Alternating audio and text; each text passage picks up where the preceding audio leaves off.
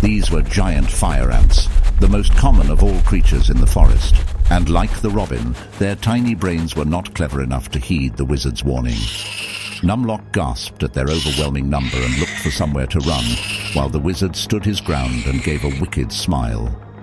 "Had you attacked a minute sooner, perhaps you would have stood a chance. But now I have this," Gelzuin said, and raised the wooden staff.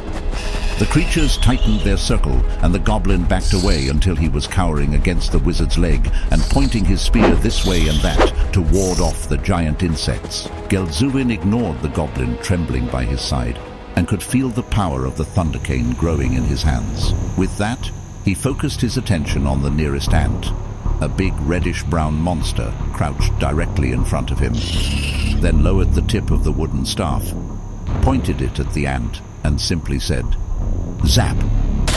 A bolt of lightning flew from the staff and sliced through the ant in a flash, then surged ahead to carve its path of destruction. The crackling light shot through the crowd of ants like a white-hot cannonball through a crate of eggs and cut through 6 dozen ants in a blur of blinding energy.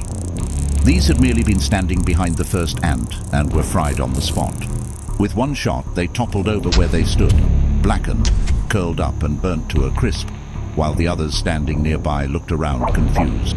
The ants had seen lightning, but they had never seen it coming after them.